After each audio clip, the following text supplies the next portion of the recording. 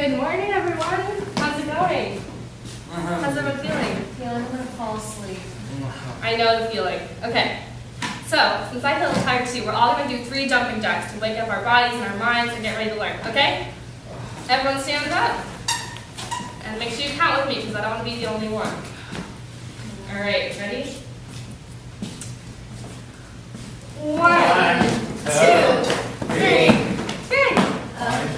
Good job.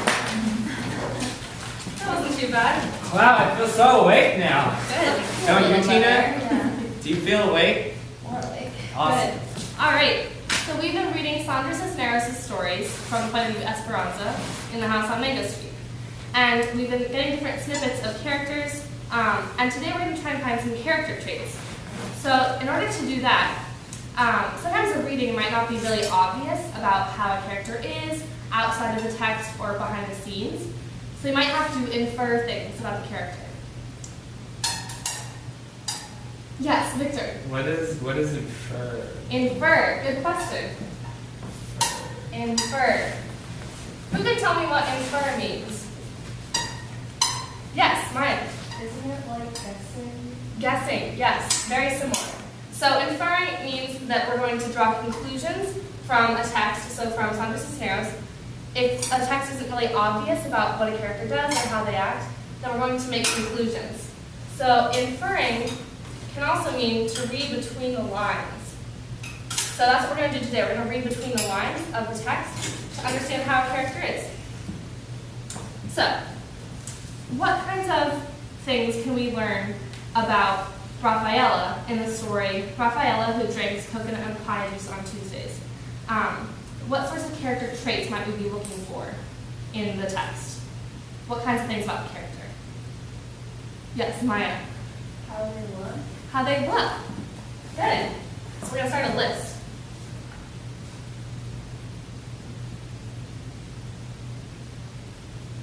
So their appearance, their physical presence. So that can sometimes be pretty obvious in the text if we're being told how Rafaela looks, how she dresses. So what are some other things we could infer from the text about the character traits? Yes, Tina. Their personality? Personality. Great one.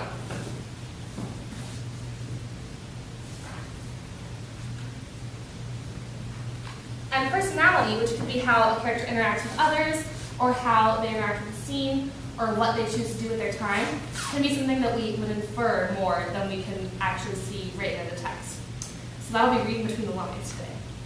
So let's take a look at Rafaela.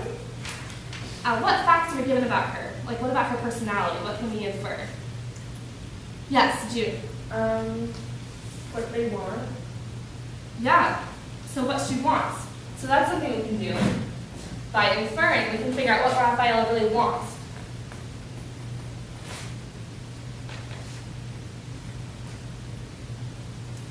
So, what are we told about Rafaela's situation right now and what she might want that's different from that?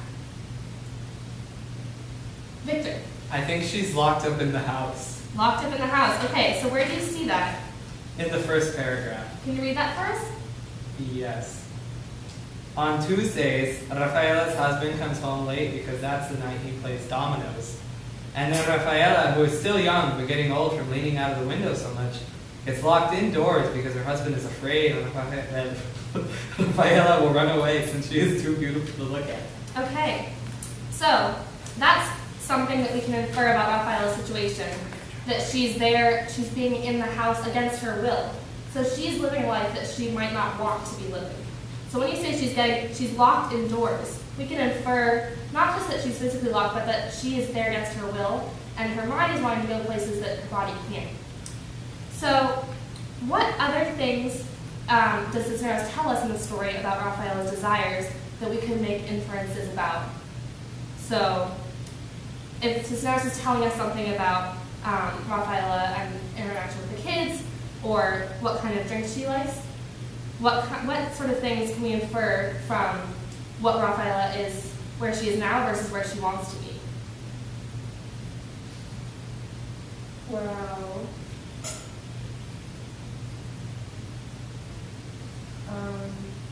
so Rafaela drinks things that the kids get her, but she wishes that there were sweeter drinks. Right, okay, so she's wishing there was something sweeter to drink. So she's wishing that she could get out of her situation where she's against her will and make her own decisions. So, is there anything we could read, we can infer from that she wants a sweeter drink? That maybe that's a deeper meaning, so it might not just be the drinks that she wants to be sweeter. Can we make any deeper guesses about that? Yeah, Victor. Maybe the way that Rafaela wants sweeter drinks could be maybe like her wanting to have a sweeter life. Oh, I like that reading. What do you guys think about that? That sounds good to me. So Tina, could you read out loud that paragraph where Victor is talking about wanting sweeter drinks and how we can read into that? Sure. Rafaela, who drinks and drinks coconut and papaya juice on Tuesdays and wishes there were sweeter drinks, not bitter like an empty room, but sweet, sweet like the island, like the dance hall down the street where women much older than her throw green eyes easily like dice and open homes with the keys. And always there is someone offering sweeter drinks, someone promising to keep them on a silver string. So we see always there's someone offering sweeter drinks, and Raphael wishes there were sweeter drinks. So she's wishing that she could go to the dance hall and listen to the music, and not just that she could drink different drinks, but that she could have a life that's sweeter, like Victor was saying.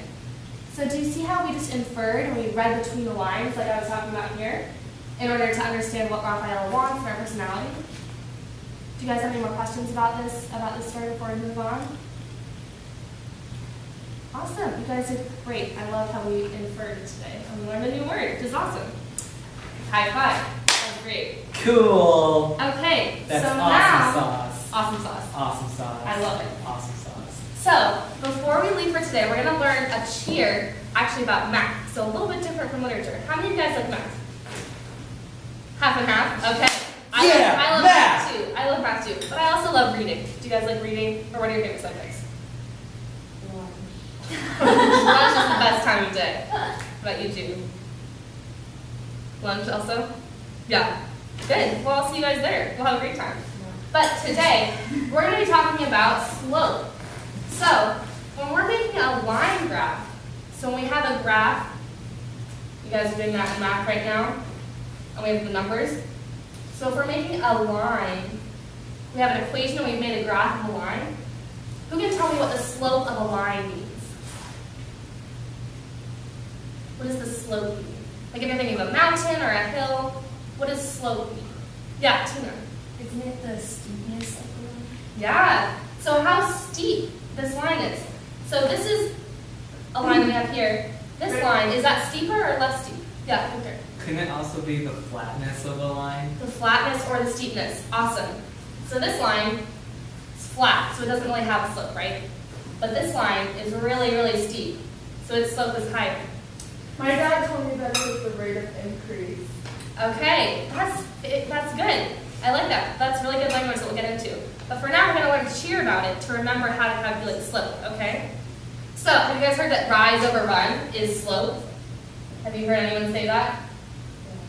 Yes. I've actually heard it was probably delta y over delta x. Okay, that's a good way too. Isn't that like, okay? Delta y over delta x, exactly. The change in y over the change in x.